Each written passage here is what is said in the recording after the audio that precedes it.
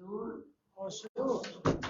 Et bienvenue à vous qui participez à l'entretien de cet après-midi.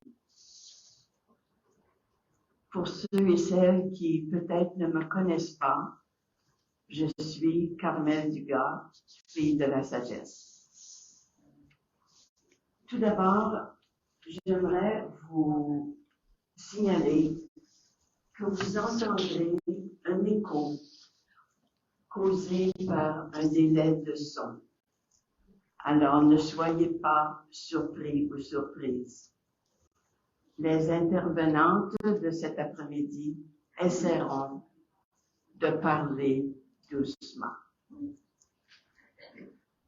Une autre chose qu'on demande à ceux et celles qui sont sur Zoom, de bien vouloir fermer votre micro à gauche, en bas. Merci. Eh bien, nous y voilà. C'est le premier jour du colloque dont vous avez entendu parler. J'aimerais faire une petite mise en situation. Vous vous souviendrez que l'année marquant le 350e anniversaire de la naissance du Père de Montfort a été lancée par nos trois responsables de congrégation. Sœur Rani Kurian, fille de la sagesse, le Père Luis Augustino Stefani, missionnaire montfortin, et le frère John Calaracal, frère de Saint-Gabriel. C'était le 15 octobre 2022. Puis, dès le 25 octobre, les membres des trois conseils de la famille montfortaine réunis à Montréal ont opté pour un colloque qui s'étendrait sur 3 jours autour de la fête du Père de Montfort, donc maintenant.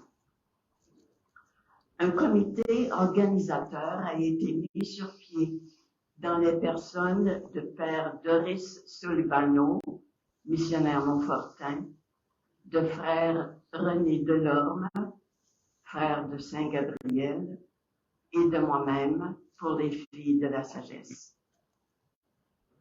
Au nom du comité organisateur, je remercie du fond du cœur toutes les personnes impliquées, et il y en a beaucoup, je ne peux pas les nommer, ayant contribué à faire de ce colloque ce qu'il sera, un hommage à notre Père de Montfort, une expression de reconnaissance pour l'héritage légué par lui et une projection de notre regard vers celui qui nous montre la sagesse de Dieu.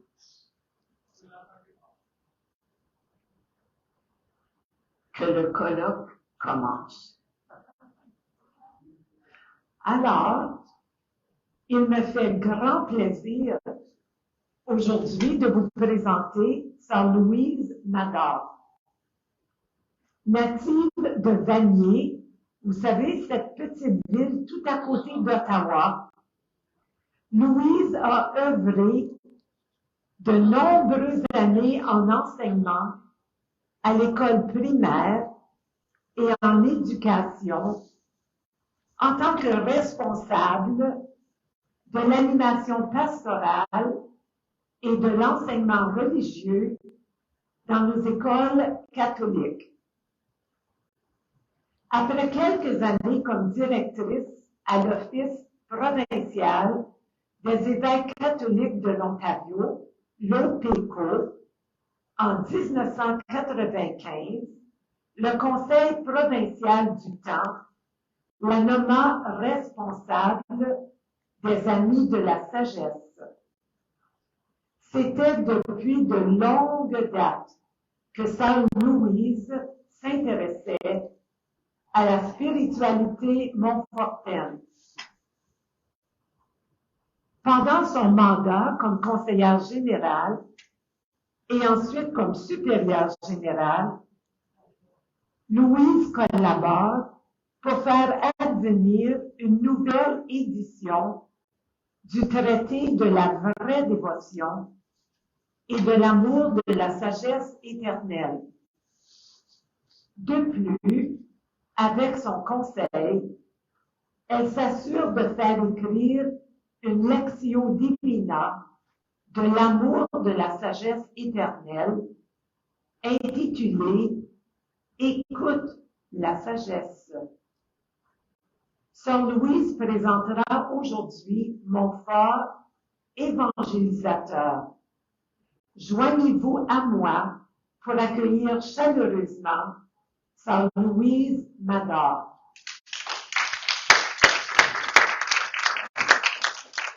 Alors, notre thème est Montfort, missionnaire et évangélisateur.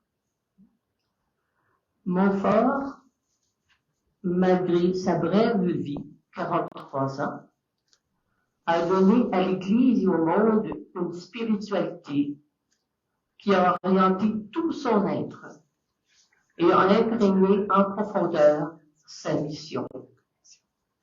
Depuis 3 siècles, nous sommes toujours invités à la découvrir, cette spiritualité, à l'approfondir et à venir s'y abreuver.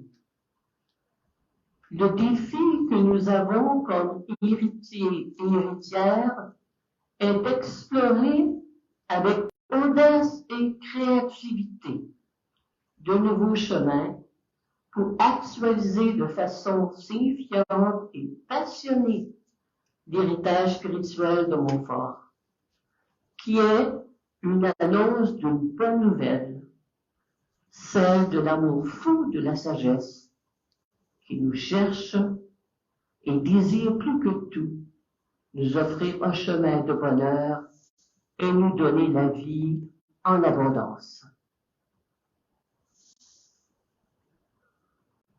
Aujourd'hui, je vous propose dans un premier temps de voir l'héritage laissé par Montfort sous l'angle de sa vie missionnaire en tant qu'évangélisateur. Et dans un deuxième temps, vous partagez quelques intuitions ou pistes sur la manière montfortaine d'être missionnaire, évangélisateur, évangélisatrice aujourd'hui.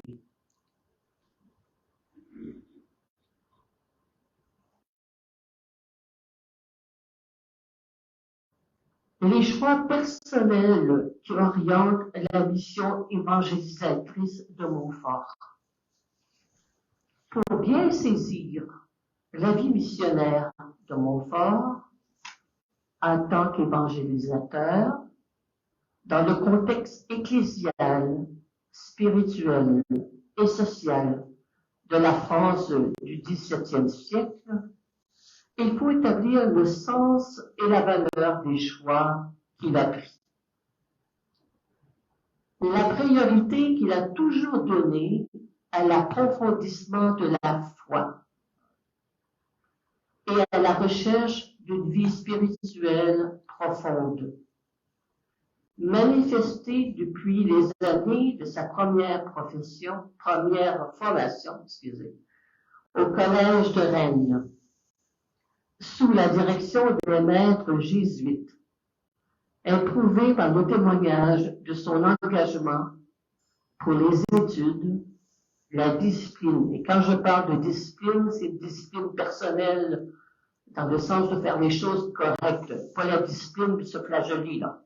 Il y en a qui ont des idées sur Montfort, alors j'aime mieux mettre les choses au clair tout de suite. Le service auprès des pauvres et son adhésion déjà à la congrégation mariale existante au collège. On est fasciné dans le milieu dans lequel nous baignons. Montfort n'était pas différent. Et sa décision de vouloir devenir prêtre le conduit à Paris, dans le milieu spirituel des séminaires sulpiciens en vue d'une formation parfaitement accordée aux besoins de l'Église de son temps et conformément à ce qui était demandé aux candidats au sacerdoce comme préparation spirituelle et intellectuelle. Je mets enlever l'un de l'autre.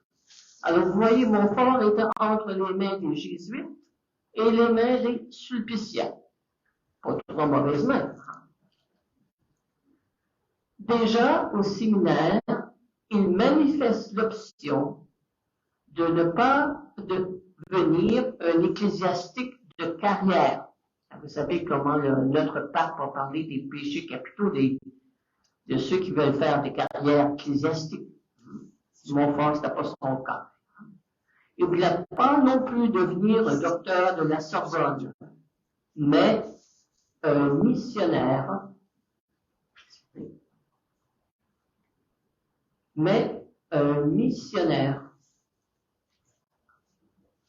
consacré à la prédication, à la catéchèse, aux soins des pauvres, particulièrement par le moyen de la mission populaire paroissiale. Jeune prêtre, après quelques mois de sacerdoce seulement, il écrivit à M. Lechassier, dans la lettre numéro 5, ce qui suit. Je sens de grands désirs de faire aimer notre Seigneur et sa Sainte Mère, d'aller d'une manière pauvre et simple faire le catéchisme aux pauvres de la campagne et exciter les pécheurs à la dévotion à la très sainte Vierge.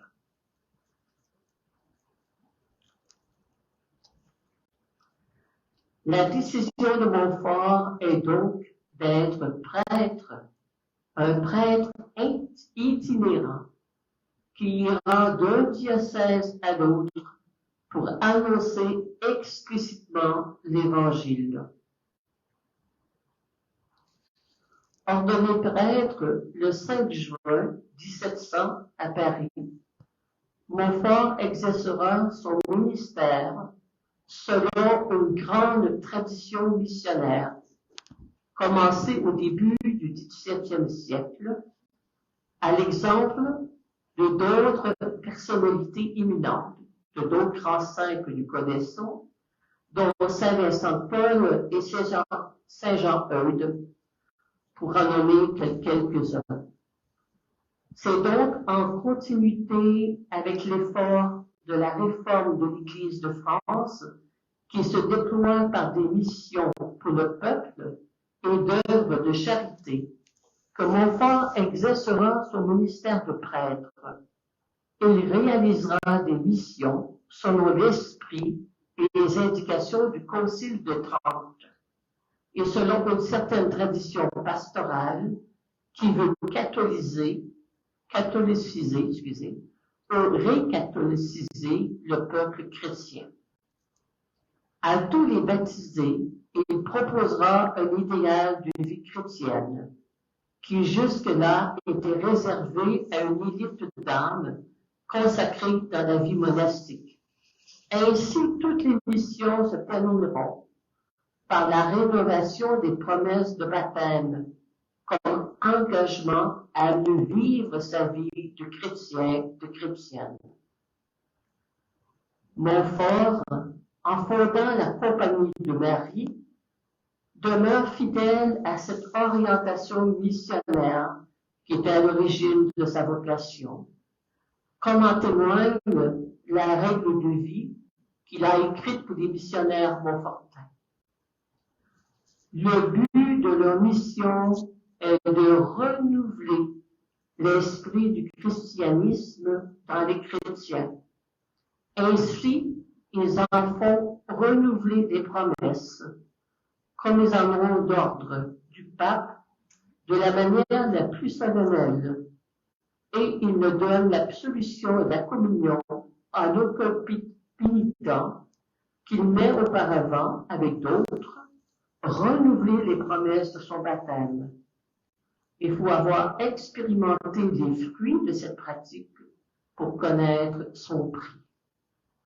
Montfort adopte la méthode d'émission populaire en innovant certains points secondaires, mais surtout en y apportant une créativité dynamique, un zèle apostolique et toute la lumière d'une spiritualité qui se développera et qui amèneront plusieurs à le considérer au début du XVIIIe siècle comme le dernier des grands missionnaires français.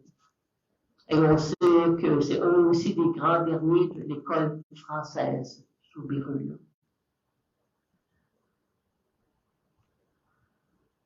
Évolution de l'apostolat missionnaire chez Montfort. Ces premières années de prêtrise seront un temps de recherche. Et c'est comme de dire que Montfort, je pense, que passé toute sa vie à se rechercher. Fait que si vous avez 99 ans et que vous vous recherchez encore, faites-vous-en pas, c'est bien normal. Alors, Montfort était toujours en recherche. Et c'est un signe de sa disponibilité à Dieu qui travaille en lui. C'est important. Un temps de recherche pour découvrir comment il veut vivre son propre chemin de missionnaire. Vous savez, qu'on soit baptisé dans le monde, qu'on soit fille de la sagesse, qu'on soit Montfortin, missionnaire Montfortin, qu'on soit frère Saint-Gabriel, bonjour frère Saint-Gabriel que j'aime bien, missionnaire Montfortin aussi, mais je vais faire tous les frères, mais qu'on soit fille de la sagesse. Ma manière à moi d'être fille de la sagesse n'est pas la même manière que Lise, qu'Anisette, qu'une autre. À l'intérieur de notre propre vocation, nous avons notre chemin particulier. Et Montfort l'a compris. Il avait son chemin propre de missionnaire. Il ne faut pas oublier que sur 43 ans de vie, Montfort n'en consacrera que 16 à l'apostolat. Entre 1700 et 1716, Montfort aura prêché 90 missions, dont 40 en 1711 et 1716, tout particulièrement dans les diocèses de Luçon et La Rochelle. Ces années seront ponctuées de temps de retraite personnelle, de temps consacré à la rédaction d'œuvres fondamentales qui nous livrent sa spiritualité, tout particulièrement l'amour de la sagesse éternelle, qu'il terminera, le traité de la vraie dévotion, ainsi que la règle de vie des missionnaires montfortins, même s'il n'y en avait pas trop autour de lui, et les filles de la sagesse. Il y en avait 6 à peu près. L'auteur Louis Pérois fait remarquer que Montfort, en 1701, parle de petite mission dans la lettre 9. C'est quoi ça? Petite mission, c'est pour indiquer un bref ministère de catéchisme, de prédication et de confession qu'il exerça dans la région de Nantes. L'année suivante, il définit son séjour de 7 mois à Poitiers comme une mission continuelle, où il entend les confessions presque du matin au soir. Je ne sais pas si aujourd'hui il sera aussi occupé, mais où il prêche, visite les malades et fait apprendre les cantiques. Ensuite, il parle de la mission, selon la signification courante, le catéchisme. Comme d'un engagement de 4 ou 5 semaines. Alors, je ne sais pas si aujourd'hui on pourrait faire une mission de 4 ou 5 semaines dans les paroisses. Ça serait quelque chose, hein? 4 ou 5 semaines avec des sermons, des conférences et le catéchisme. Enfin, entre 1711 et 1715, il parle d'interventions plus spécialisées, c'est-à-dire des missions qui sont données sous forme de retraite. à des groupes particuliers, comme aux femmes et aux militaires. C'est-à-dire ceux-là qui n'avaient plus de besoin. Nouvelle méthode.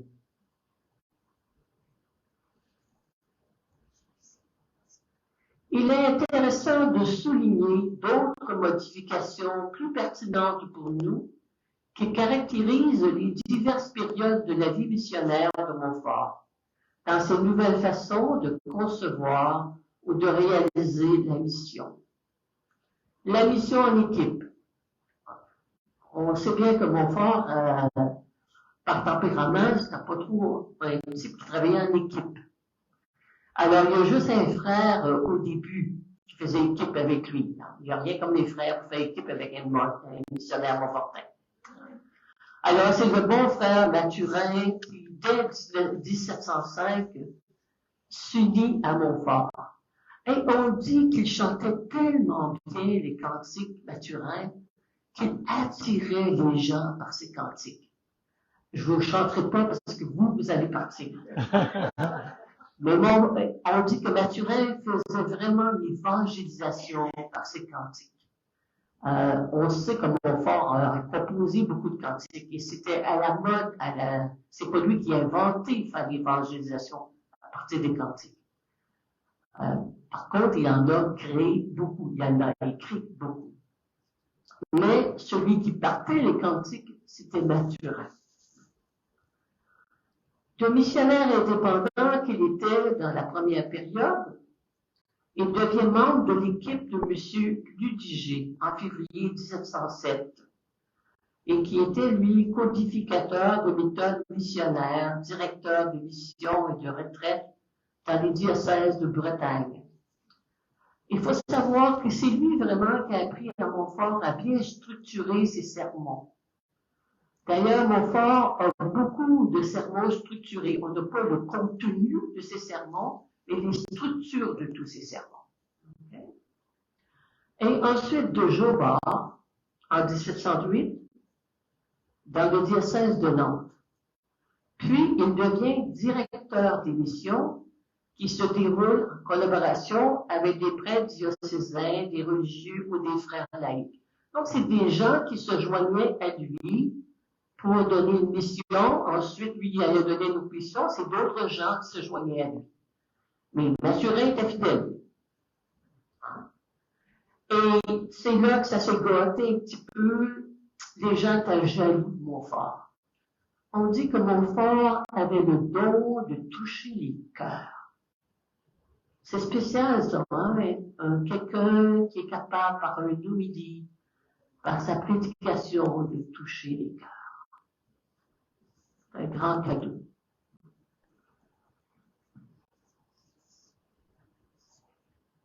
J'entends quelqu'un qui me parle, je sais pas trop.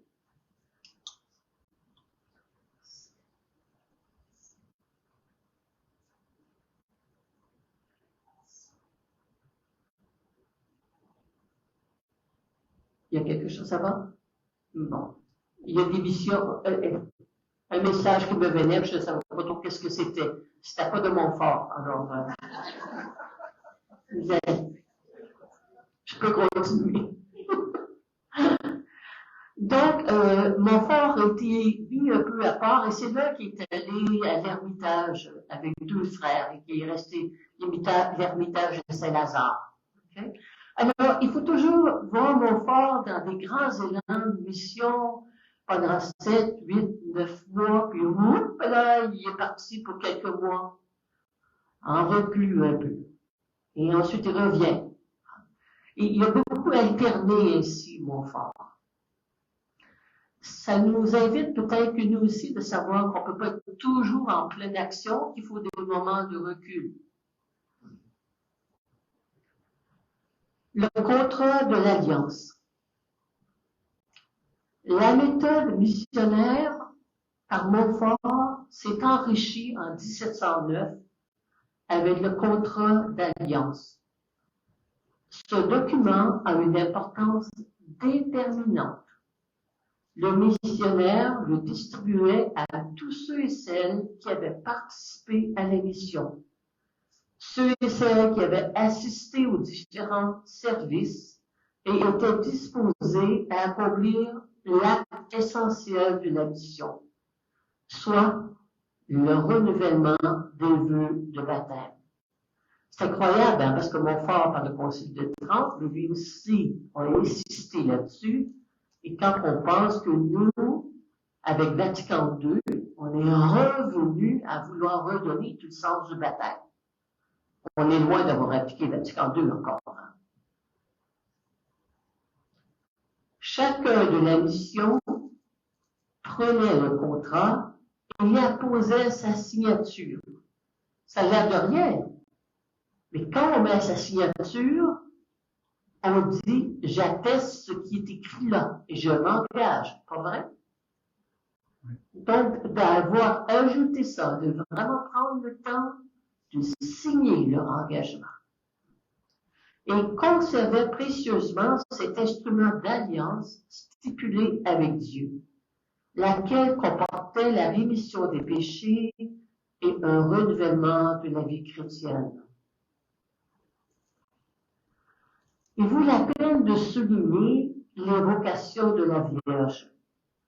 Dans l'acte même du renouvellement des promesses du baptême, du don de soi au Christ, la Vierge est rappelée dans le contrat, non seulement pour lui rendre honneur, ni pour exprimer une estime particulière pour la mère de Dieu, mais parce qu'elle doit être présente, vu qu'il n'y a pas de vraie consécration de soi à Jésus, toujours selon Montfort, sinon par Marie.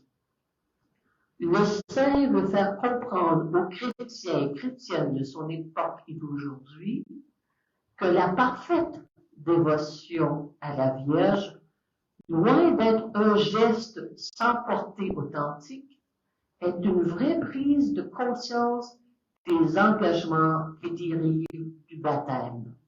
On en parlera plus tard. Mais on voit ici, Montfort avait 3 types de contrats. Il utilisait une forme ou l'autre.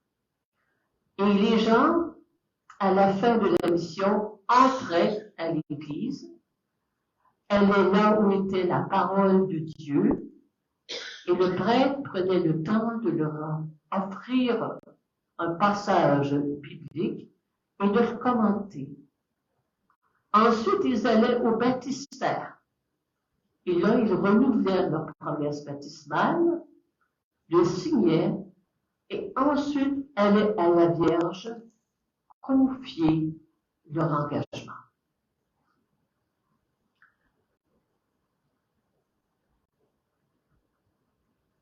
Il faut se rappeler un autre aspect très important dans le texte du contrat.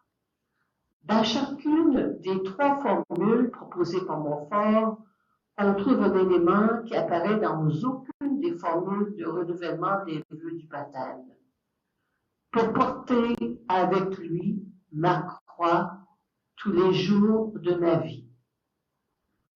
Il ne s'agit pas d'un simple élément supplémentaire, mais il revêt une importance particulière dans la spiritualité de Montfort. Ce concertant de la mission, c'est de renouveler l'esprit du christianisme dans les chrétiens. Or, pour le missionnaire, être chrétien, c'est avant tout porter volontairement la croix du Christ. La sagesse, écrit Montfort, veut que la croix soit le signal, le caractère et l'arme de tous les égus. Le choix de la croix revêt donc, dans la formule du contrat, une orientation précise de rénovation chrétienne qui scande chaque étape de l'itinéraire spirituel du croyant. Et ce choix ne doit pas être compris comme une apologie de la douleur, ni comme l'incitation à une vie chrétienne austère et négative, mais comme une invitation à reconnaître la kénose, c'est-à-dire le dépouillement, qui est la loi permanente du chrétien, qui implique une radicale suite du Christ pour toute la vie. Et n'importe quel auteur spirituel que vous allez lire aujourd'hui, moi j'écoute le Runner, non, et d'autres spirituels, même de notre époque, ils vont vous parler du dépouillement. Ça fait partie intégrale de toute démarche spirituelle, de toute grande spiritualité. Pourquoi?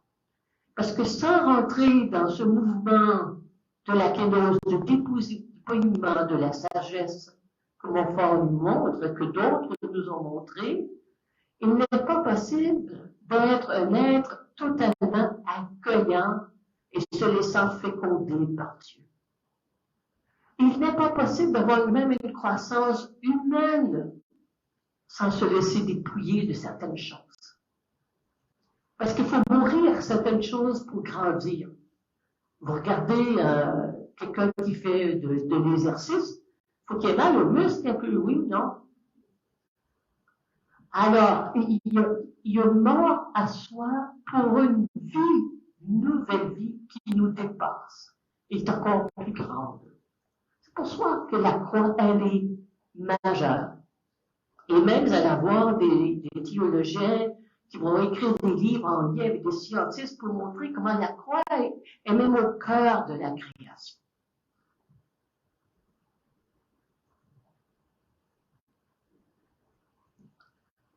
L'autre élément que Montfort va ajouter, ce seront les institutions charitables.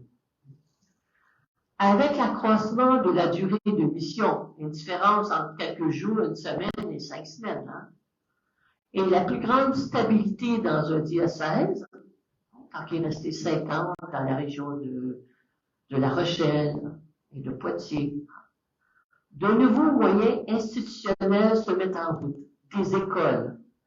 Et c'est ainsi qu'il va établir des... Oh, j'ai passé une. Excusez-moi, dans mon élan.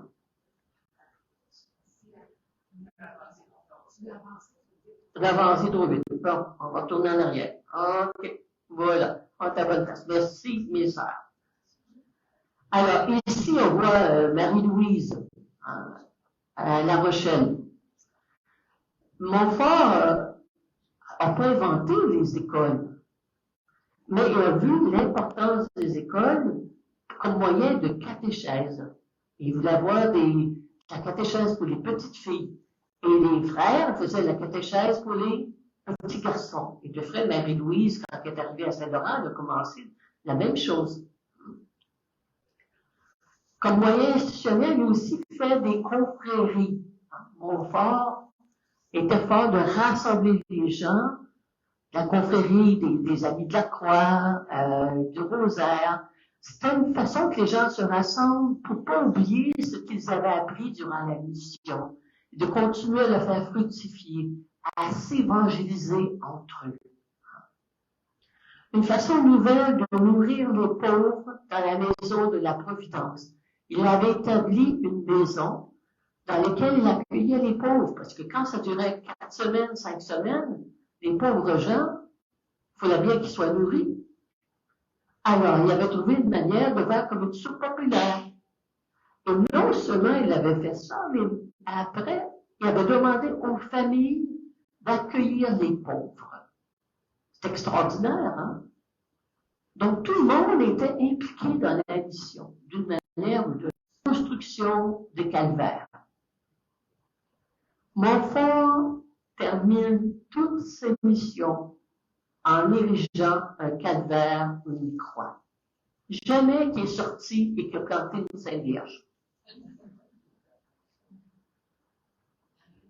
Un calvaire ou une croix. Ça vous dit quelque chose, hein? Marie est le chemin vers, elle n'est pas le but.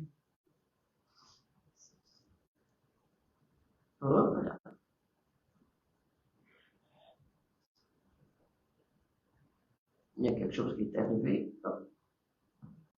Bien. Autre moyen d'évangélisation, excusez-moi, oui, j'ai pas de classe.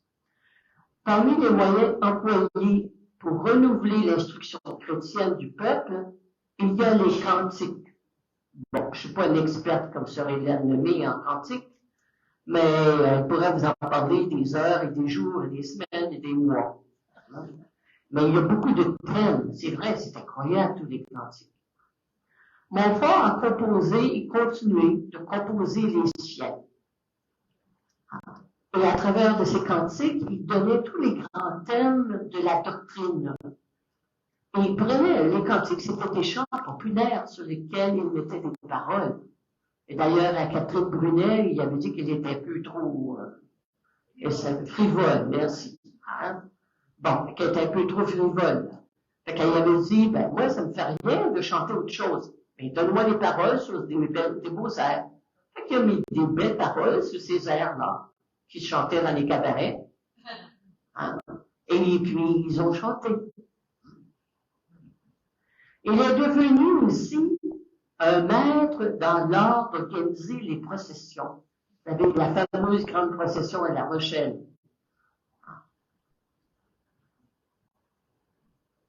Pour que la mission connaisse un prolongement, il a le souci aussi de lancer des groupes de laïcs, souvent des confréries, à commencer par celle du Rosaire. Il trouvait toujours une manière de léguer pour que les gens continuent à faire fructifier ce qu'ils avaient reçu. À Montbernage, il demande à Jacques de continuer à faire rassembler les gens pour dire le rosaire. À d'autres, de se rassembler pour servir les pauvres, de continuer à se rassembler pour réfléchir sur la croix à partir des lettres qu'il leur envoyait. Il était vraiment ingénieux, créatif. Pour ça, je vous dis, c'est un homme passionné d'amour.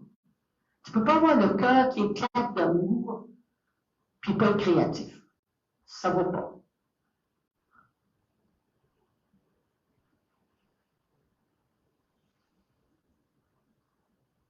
Missionnaire apostolique. Alors, en 1706, renvoyé du diocèse de Poitiers, comme il était renvoyé de bien des places, alors quand on est renvoyé, il ne faut pas trop s'en faire. Puisqu'il n'arrive pas à se fixer en France, il entreprend à pied, ça lui a pris plusieurs mois, un long pèlerinage jusqu'à Rome. Montfort cherche une confirmation et a besoin d'identifier son apostolat. Il a besoin de se relier, de s'insérer dans un mouvement d'Église. Il se tourne vers le pape.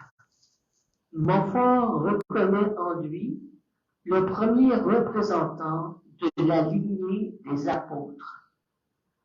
Et il va à Rome, le lieu de l'autorité de l'Église, où sont morts les deux grands apôtres, Pierre et Paul, pour y recevoir le sens de sa propre mission. C'est ainsi qu'en juin 1706, le pape Clément XI donna à Montfort la qualité de missionnaire apostolique. J'ai déjà lu quelque part, je ne me souviens pas où, je n'ai pas retrouvé ma référence, on disait apostolique parce qu'à l'époque, quand les gens allaient faire la mission, il y avait une somme fixe pour les payer pour la mission qu'ils donnaient. Et ceux qui s'appelaient missionnaires apostoliques n'avaient pas de somme fixe préétablie. Donc,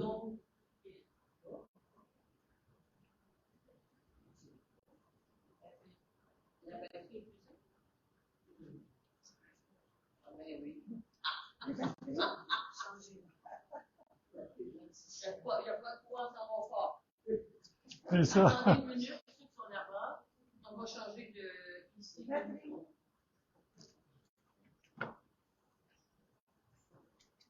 de quoi, quel quoi.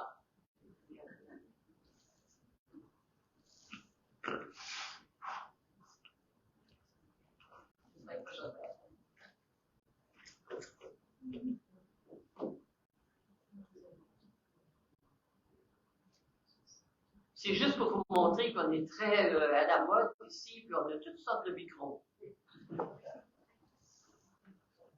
Bien. Alors, donc, mon fort apostolique. Pour mon fort, être apostolique, c'est être en lien étroit et vital avec le mouvement même qui donna naissance à l'Église, le mouvement missionnaire qui vient du Père et qui s'exprime dans le Fils. La mission de l'Église trouve son origine dans la voie, l'envoi du Christ par le Père pour porter la bonne nouvelle aux pauvres. En effet, tout comme il était lui-même envoyé par le Père, le Christ envoya des apôtres à sa suite pour étendre l'annonce de cette bonne nouvelle à toutes les nations. À travers les apôtres, mon fort a voulu rejoindre l'envoyé, Jésus lui-même. Il pénètre ainsi au cœur même de la dynamique qui prend origine en la Trinité. Le Verbe éternel, la sagesse éternelle, résolue dans le grand conseil de la Sainte Trinité de se faire homme. Ce lien vital, mon fort le réclame pour lui et sa compagnie. Cela a été sa vie. Commençons la preuve vivante, la centaine de missions qu'il a prêchées de paroisse en paroisse, sur les traces des apôtres, pendant les 10 dernières années de sa vie. Bien plus, au-delà de son propre présent, il croit en l'avenir, en ces derniers temps, où doit se réaliser enfin le règne, grâce à des apôtres des derniers temps. C'est ce que nous trouvons dans la belle prière embrasée. Seigneur, il est temps de faire ce que vous avez promis de faire. C'est extraordinaire. Et je ne sais pas si vous voyez bien, mais à droite, il y a un vitrail que nous retrouvons dans la grande chapelle à Saint-Laurent. Et vous savez que le dessus, c'est toujours une page d'évangile, et en bas, c'est un événement de mon fort. En haut, vous avez le baptême du Christ, et en bas, vous avez mon fort qui rencontre le pape Clément, qui fait de lui un missionnaire apostolique, donc celui qui doit renouveler l'esprit du baptême. Là même où Jésus saisit la mission de son Père et qu'il est envoyé. C'est extraordinaire. Je ne sais pas qui a décidé l'assemblage de l'évangile de baptême du Christ et le pèlerinage de Montfort à Rome et recevoir le titre de l'apôtre apostolique.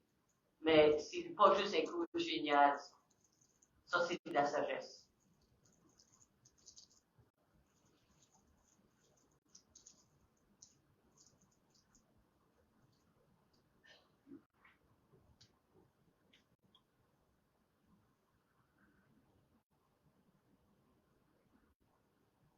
Je ne répéterai pas ce qui est ici, je vous l'ai déjà dit.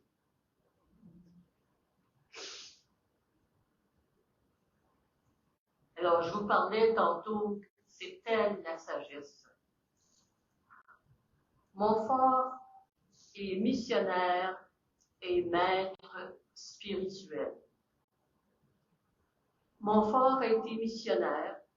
Il a aussi donné à l'Église une spiritualité originale, centrée sur la sagesse et sur des voies ou des chemins pour atteindre la sagesse, les 4 chemins pour l'acquisition de la sagesse, dont le chemin Marie. et menant à une consécration totale à Jésus par Marie. Mais il n'a pas vécu deux vies disloquées. Pour lui, c'était un tout, c'était un un. C'est peut-être là le plus grand défi pour vivre une vie missionnaire évangélique. Comment découvrir cette unité vitale? Et c'est vraiment que par une spiritualité profonde dans nos vies, qu'on peut vivre une vie unifiée. Je déteste quand on oppose mission et apostolat. C'est ensemble, c'est uni. Montfort nous parle de cet amour empressé de la sagesse pour l'être humain. Dans son œuvre centrale, qui est l'amour de la sagesse éternelle et qui est peu connue, tout le monde connaît le traité de la vraie dévotion, mais l'amour de la sagesse éternelle, c'est vraiment l'œuvre centrale de la spiritualité de Montfort. Et je ne dis pas ça parce que je suis fille de la sagesse. Il y a même des Montfortins qui vont le dire. Montfort, dans son œuvre spirituelle, nous présente d'une façon originale sa contemplation de Jésus en mission.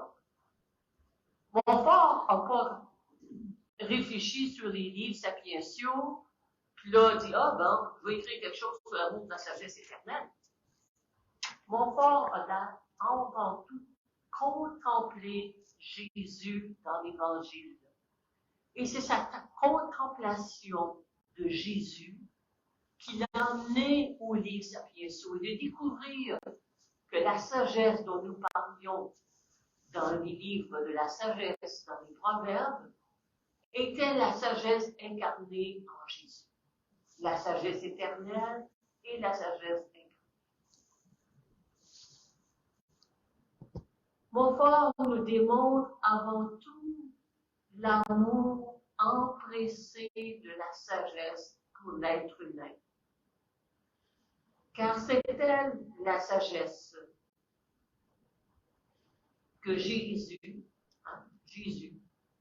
qui court dans les grands chemins pour trouver l'homme et la femme. Tantôt elle monte sur la pointe des plus hautes montagnes. Tantôt elle vient aux portes des villes. Tantôt elle rentre jusque dans les places publiques, au milieu des assemblées, criant du plus haut de son cœur. C'est pas ça qui est écrit, mais moi c'est ça que je vous dis. Ô hommes, ô enfants des hommes, vous, chacun, chacune, c'est à vous que je crie depuis si longtemps. C'est à vous que ma voix s'adresse. C'est vous que je désire.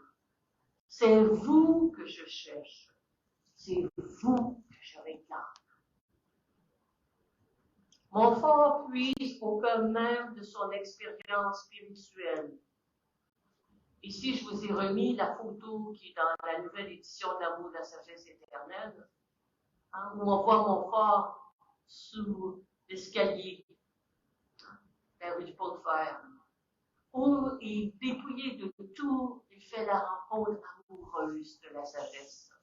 Il fait l'expérience d'être aimé profondément.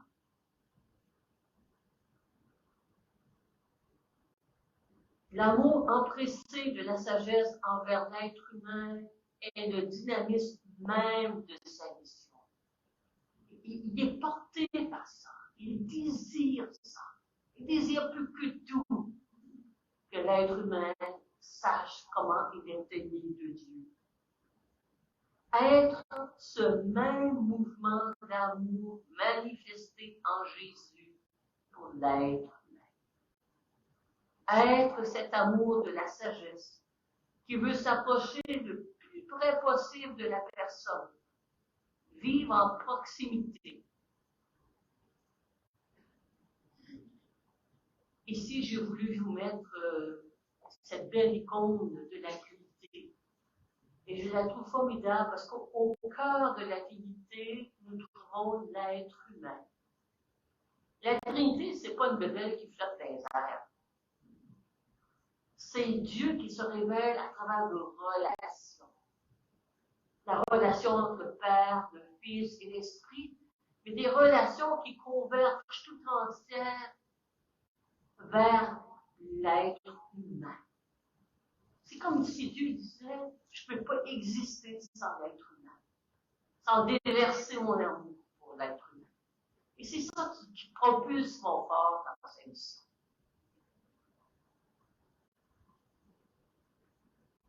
Enfin, la sagesse éternelle pour s'approcher de plus près des hommes et leur témoigner plus sensiblement son amour est allée jusqu'à se faire homme, jusqu'à devenir enfant, jusqu'à devenir pauvre et jusqu'à mourir pour eux sur la croix. Dépouillement total. C'est la base de sa spiritualité, redite au début de sa consécration. Je vous rends grâce de ce que vous êtes anéantis vous-même.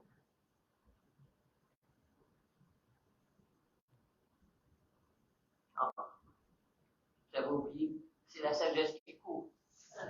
Alors, on va se mettre à courir, nous autres aussi. Montfort a une dévotion mariale christocentrique. Et sa mission est mariale, mais elle est avant tout christocentrique. C'est par Marie que Dieu a choisi de se donner en chair pour l'humanité. C'est pas pour rien que j'ai choisi cette photo-là. C'est en Marie que fut tissée la chair de Jésus, l'envoyé du Père. Dieu n'a pas tronqué l'humanité. Il a gestionné pendant 9 mois, comme vous et moi. À moins que si vous êtes venu au monde prématuré, mais autrement, c'est 9 mois. Alors, Montfort peut proclamer son credo au début du traité de la vraie dévotion. C'est par la très sainte Vierge Marie que Jésus-Christ est venu au monde. C'est aussi par elle qu'il doit régner dans le monde. Ceci corrige une vision parfois trop étroite de sa spiritualité que nous pouvons avoir et qui oublierait son aspect missionnaire en se refermant sur une relation à Dieu et à Marie, sans lien à ses frères et à ses sœurs. Comment penser communier à la sagesse incarnée sans communier à cet amour qui la pousse vers les femmes et les hommes? Comment se consacrer à Jésus par Marie sans que la consécration elle-même devienne l'achèvement de la mission, là où l'abandon total de tous ses biens rejoint la pauvreté missionnaire, où l'amour inconditionnel rejoint l'obéissance apostolique. Comment être surpris alors que toute l'œuvre spirituelle de Montfort rejoigne dans son lyrisme le chant du missionnaire. Dieu le Père se veut faire des enfants par Marie jusqu'à la consommation du monde. Dieu le Fils veut se former et, pour ainsi dire, s'incarner tous les jours par sa mère dans ses membres. Dieu le Saint-Esprit veut se former en elle et par elle visible.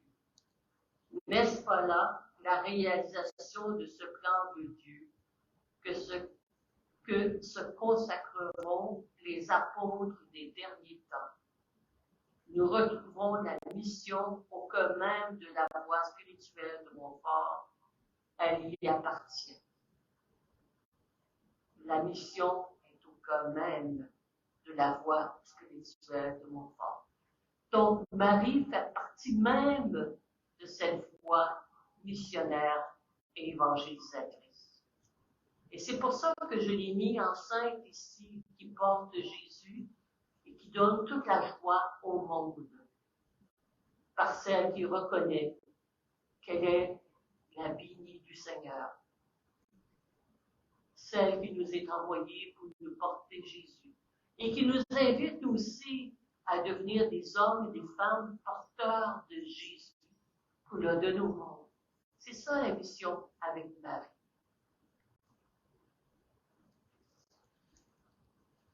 Ça va? Personne ne m'a endormi encore?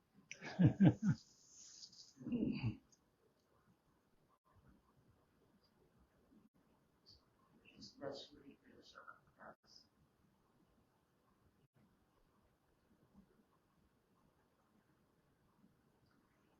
Être évangélisateur Montfortin aujourd'hui.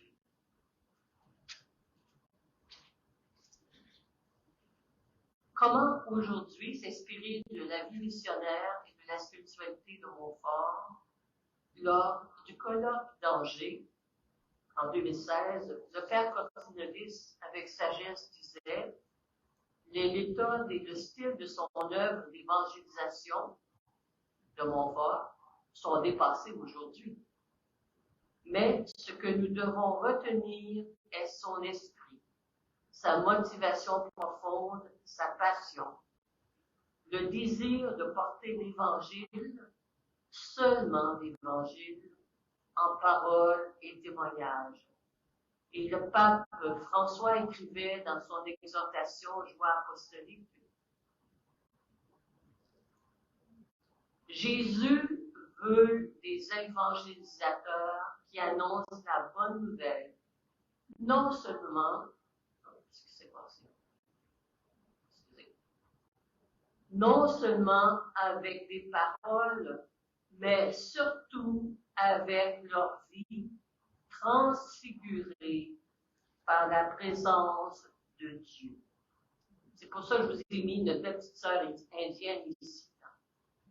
Vous la voyez toute rayonnante. C'est la parole d'évangile d'aujourd'hui, c'est vous, c'est moi, transfiguré, transformé par la présence amoureuse de Dieu. Que je sois couché sous mon lit, à l'infirmerie, que je sois dans ma chaise roulante, que je sois debout à prêcher, que je sois à donner des conférences, que je sois à courir les magasins pour faire des commissions pour les petites sœurs, que je sois à amener le frère chez le médecin, à lui donner à manger, peu importe. Que vous preniez soin de vos parents âgés, peu importe. Votre vie est une page d'évangile si vous la laissez habiter par la présence de Dieu. Nous pouvons dire, j'en suis certaine, que Montfort est bien un évangélisateur par ses paroles, mais aussi par sa vie. C'est pour ça qu'il savait toucher les cœurs, parce qu'il était transfiguré par cet amour de la sagesse et transformé par la douceur féminine de la présence de Marie. C'est ce qu'il nous livre par sa riche spiritualité. Et maintenant, je voudrais juste vous donner quelques pistes d'évangélisation pour aujourd'hui à partir de Montfort. Il y en aura bien d'autres et je suis certaine que vous aurez encore plus d'idées que moi, mais c'est quelques idées que je vous donne comme ça. Une évangélisation enracinée dans une spiritualité. Vous savez, quand je regarde le dictionnaire de spiritualité Montfortaine, je suis ébahie de tous les thèmes qui y sont développés. Combien sommes-nous allés épuiser? Mais on se part en dessous de ça, en dessous de notre bras, c'est lourd. Il faut un chariot peut-être pour le transporter. Mais lire un petit terme dessus, c'est une richesse que nous avons. L'amour de la sagesse éternelle, dans sa nouvelle édition, merci à Georges de l'avoir fait, il y a toute une démarche à l'intérieur aussi pour se l'approprier. Et Je me rappelle, au centre spirituel, j'accueillais un jeune homme. Je l'appelais Tintin, parce qu'il avait les culottes trop courtes comme Tintin. Il y avait une mèche comme ça. Et j'avais dit, bien, si vous venez 5 jours, monsieur, il faudrait peut-être avoir un accompagnement. Puis tu sais quoi, je veux un accompagnement. Ben, j'ai dit, peut-être 5 jours, ça va être long, toute seule au centre spirituel. Je pourrais vous rencontrer, puis voir un peu avec vous. Ah, mais on pourra se parler quand j'arriverai. Alors, il est arrivé de Paris, monsieur. Et puis, j'allais l'accueillir et on s'est donné rendez-vous le lendemain matin. Et quand je suis arrivée, il y avait à l'accueil en disposition les livres dont l'amour de la sagesse éternelle. Et il dit, ma sœur, on peut-tu se parler de ça? Et j'ai commencé à le lire, c'est de toute beauté. Donc, nous avons passé les 5 jours avec l'amour de la sagesse éternelle. Ça peut parler encore au cœur aujourd'hui. Comment aujourd'hui s'inspirer de la vie missionnaire donc et de la spiritualité de mon frère. Vivre d'abord l'expérience amoureuse de la sagesse dans toutes ses dimensions. Seuls des êtres passionnés peuvent être des personnes créatrices et ouvertes à la vie pour la partager. Quel outil pour connaître et s'imprégner de la spiritualité montfortaine avons-nous? Comment les utilisons-nous personnellement et collectivement?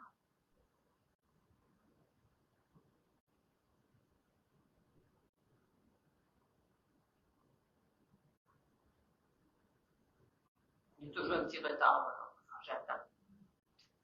Une évangélisation avant tout pour les pauvres. Aujourd'hui et toujours, les pauvres sont les destinataires privilégiés de l'Évangile. Et l'évangélisation adressée gratuitement à eux est le signe du royaume que Jésus est venu apporter. Il faut affirmer sans détour qu'il existe un lien inséparable entre notre foi et les pauvres. Ne les laissons jamais seuls. Marie-Louise, elle disait bien à une laïque avant de mourir, n'oubliez jamais les pauvres. Les premiers pauvres, des fois, c'est soi-même. On a de la misère de pas accepter ça. Cette parole de François rejoint bien Montfort, dont les pauvres sont avant tout, comme pour Jésus, ceux à qui la bonne nouvelle est annoncée. Et à qui la bonne nouvelle est annoncée? On voit dans l'Évangile, d'abord aux bergers, aux infirmes, aux exclus de la société, aux assoiffés spirituels avec Nicodème. Qui sont-ils aujourd'hui et comment nous les rejoignons?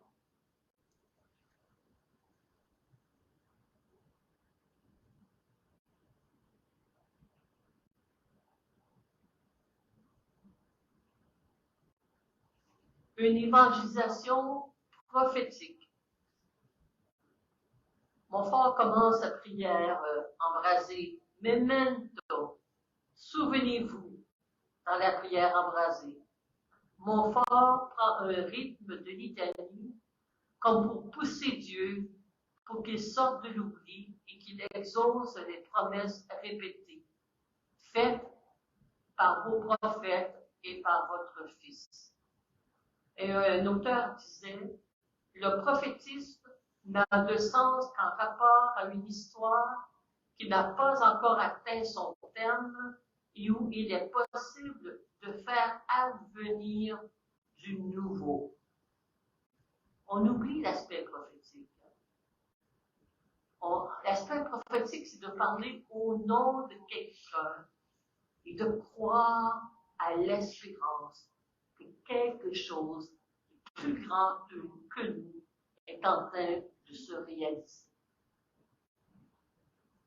Montfort, apôtre et prophète, nous invite à dénoncer ce qui va à l'encontre de l'avènement du royaume de Dieu. Il y en a que le mot règne de Dieu les fatigue. Dans l'Évangile, Jésus parle bien du royaume des cieux, du royaume de Dieu. Le royaume de Dieu, c'est de vivre à la manière que la Trinité vit, selon la justice de la Trinité.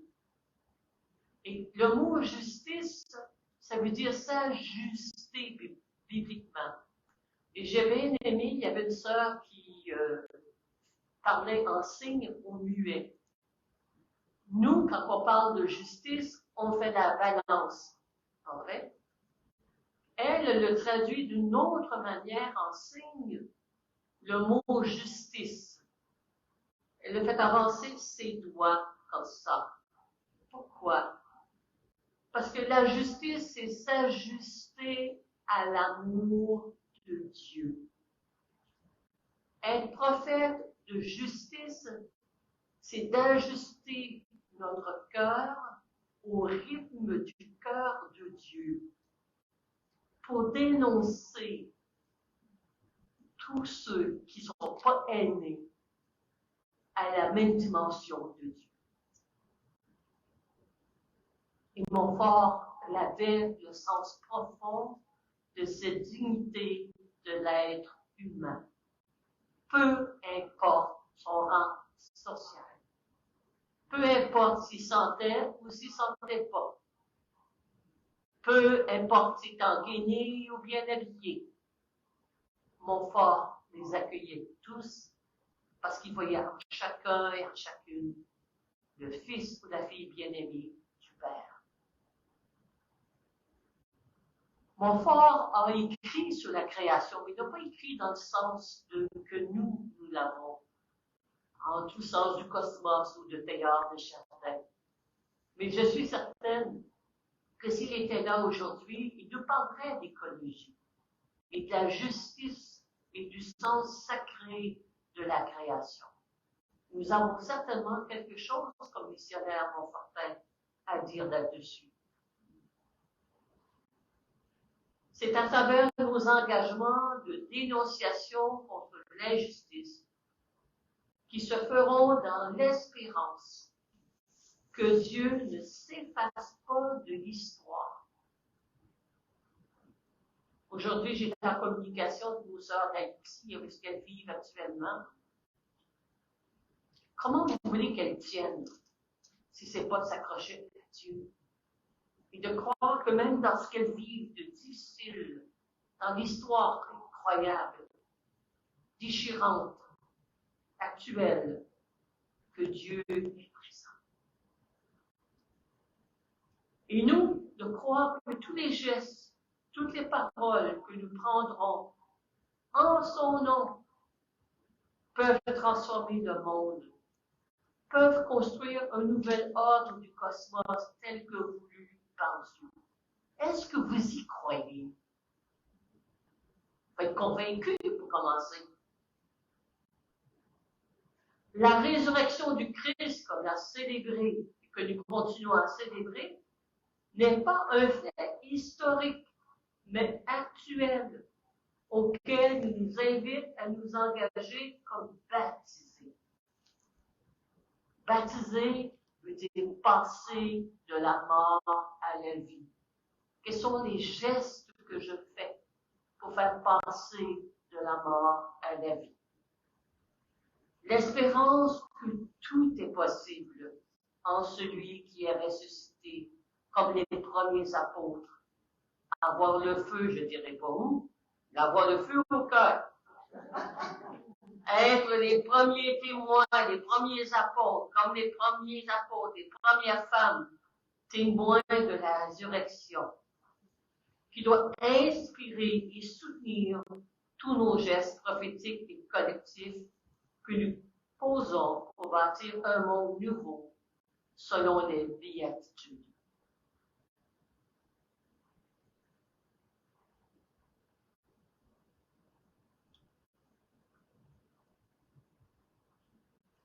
J'en ai pour 5 minutes à peu près. Ça va aller? Ils ont dit, oui, toi, la une évangélisation enracinée dans la parole de Dieu. Comment aujourd'hui on peut offrir la parole de Dieu aux gens pour qu'ils la savourent, qu'elle vienne donner sens à leur humanité? Montfort, tout le livre de l'amour de la sagesse éternelle est imprégné de la parole de Dieu. Toutes les citations se réfèrent à quelqu'un et partent de quelqu'un. Elles se réfèrent à Dieu pour découvrir son mystère d'amour au sein de la Trinité, en Jésus, comme une longue lettre d'amour qui nous permet de découvrir l'amant et l'amante, Dieu et l'humanité. La vénération de la parole de Dieu qui faisait au cours du renouvellement des promesses baptismales avait tout un sens. Comment nous, on a une vénération envers la parole de Dieu? Comment on donne le goût? Comment on peut aider les gens à faire le lien entre ce qu'ils vivent et la parole de Dieu? Les gestes qu'ils posent et les gestes de Jésus. Comment on peut faire les liens? C'est ça, évangéliser. C'est pas juste une parole, mais c'est de faire la connexion entre Jésus toujours vivant, entre sa parole et mon existence, et l'existence de l'autre. C'est ça peut-être comment aujourd'hui enraciner dans la parole de Dieu.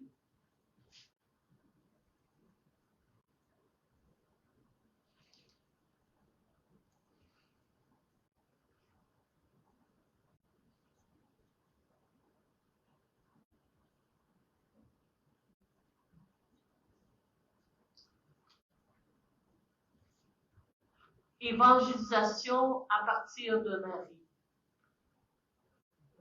Ah, un chemin d'humanité. Excusez-moi. Montfort avait saisi que le mystère de l'incarnation était central à toute la réalisation en plénitude de l'être humain et de la création. En disciple de Montfort, comment mon être de chair devient-il le lieu, la demeure privilégiée, par où Dieu peut se dire, se manifester à moi et aux autres? Le seul chemin de la vraie rencontre avec Dieu est celui de ma propre existence, relue et éclairée par l'Esprit de Jésus dans la dynamique même de la Trinité. Comment être attentive pour mieux valoriser aujourd'hui la dignité de l'être humain qui est bafouée de bien des façons? Comment apprendre à être humain, à être des personnes qui vivent des relations humanisantes et pas seulement vivre des relations de manière artificielle et non engageante? C'est seulement à travers ma chair que Dieu peut se dire aujourd'hui. Comme il s'est dit à travers la chair de son Fils dans l'incarnation. Le mystère de l'incarnation se continue.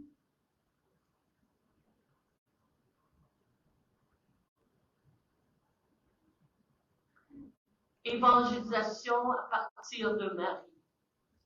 Le père Tessier, un frère Saint-Gabriel qui vit au Sénégal maintenant, disait que Louis-Marie de Montfort peut proposer des façons intéressantes, même dans la manière renouvelée, pour le père Montfort, mais nous, on peut trouver des manières intéressantes pour renouveler notre façon de dire le chapelet, par une évangélisation sociale, en méditant les mystères contemplés et en les mettant en rapport avec le quotidien de ceux et celles qui prient l'Ave Maria. Exemple, le mystère de la naissance de Jésus pourrait être un appel à porter notre regard sur les sans-abri. Quand tu nais au monde dans une crèche, excusez-moi, c'est un peu comme les sans-abri. Le mystère de l'agonie à Gethsémani, comme un appel à découvrir les cris de détresse à notre monde. Et on pourrait prendre chaque mystère comme ça pour comment actualiser. Et autour de la dévotion à Marie, reprendre l'essentiel à partir de l'Évangile. Quand l'ange dit à Marie, « Le Seigneur est avec toi », encore aujourd'hui, cette parole que Marie a reçue, elle veut en nous la recevoir et nous rassurer de la présence de Dieu, que Dieu veut se faire proche de nous. Et le livre que le père Jean-Louis Courchaine a écrit pour la préparation à la consécration à Jésus par Marie, c'est un bijou. Et il montre à travers de ce livre que c'est une croissance personnelle et humaine aussi, à travers de cette croissance spirituelle de notre dévotion à Marie. Se consacrer à Jésus par Marie est un chemin de croissance humaine et spirituelle. Mais on n'a pas fini de l'explorer. On a trop plaqué Marie. Elle a son chemin à vivre en nous et par nous vers Jésus.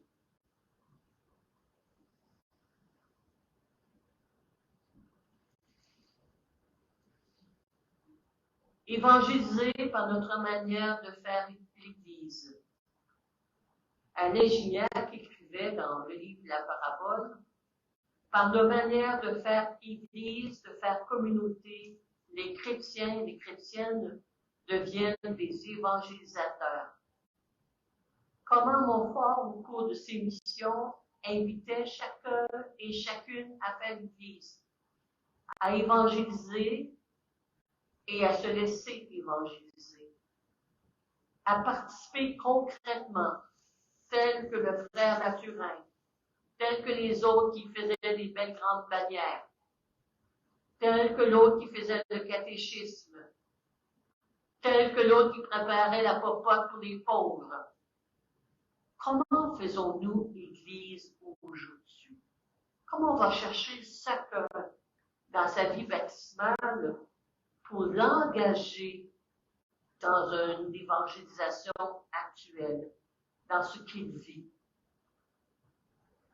Aujourd'hui, quels sont les nouveaux chemins pour faire communauté? Il y a bien des manières de faire communauté. Moi, je dis toujours à mes sœurs, faire communauté, on ne fait pas communauté juste pour faire communauté, c'est pour apprendre comment faire communauté ailleurs. Comment est-ce qu'on fait communauté ailleurs? Comment est-ce qu'on vit les relations? Comment est-ce qu'on accueille l'autre dans sa différence? Comment est-ce qu'on appelle l'autre à donner le meilleur d'elle-même? Quel type d'enseignement avons-nous pour aider à cheminer dans notre vie de baptisé? Comment refaire Église aujourd'hui dans les périphéries, en dehors de nos structures d'Église? On a tout un chemin à faire. Montfort, il était, oui, dans la ligne de l'Église. Il y a toujours l'obéissance qui était là. L'obéissance ne vous empêche pas d'être créatif.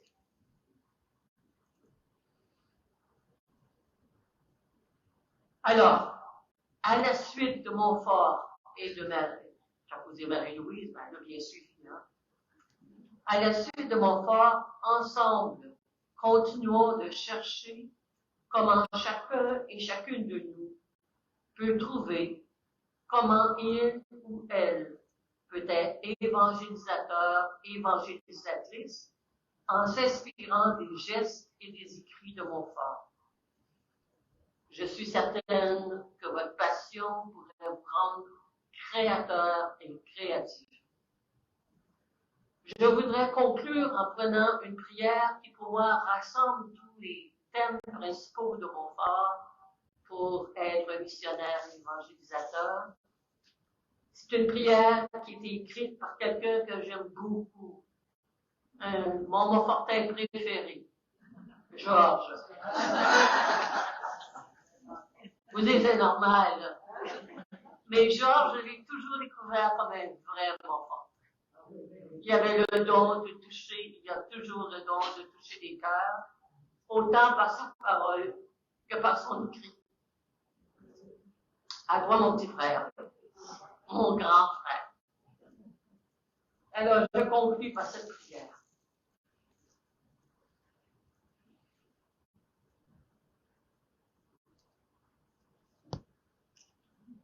Plongé dans la tendresse d'un Père immanquable, tu as vécu la joie que l'épreuve n'éteint pas. Garde vive en nous, Montfort, la claire joie de notre baptême. Brûlant d'évangile, brillant comme un soleil, tu voyais la nuit s'enfuir devant l'aurore du grand amour. Pousse-nous, Montfort, vers ces périphéries qui attendent la chaude lumière de l'Évangile. Comme un pain qui nourrit, un manteau qui protège, tu t'es donné aux pauvres, Montfort, car tu les aimais. Fais de nous ces pains rompus et partagés dans les mains du Seigneur. Tu portais en ton âme une source secrète où s'abreuvait ta foi, Montfort. Elle s'appelle Marie, la femme très bénie. Conduis-nous à cette source, que nous la prenions chez nous comme mère et compagne. Allez, ayez du feu quelque part et allez évangéliser vous aussi. Merci.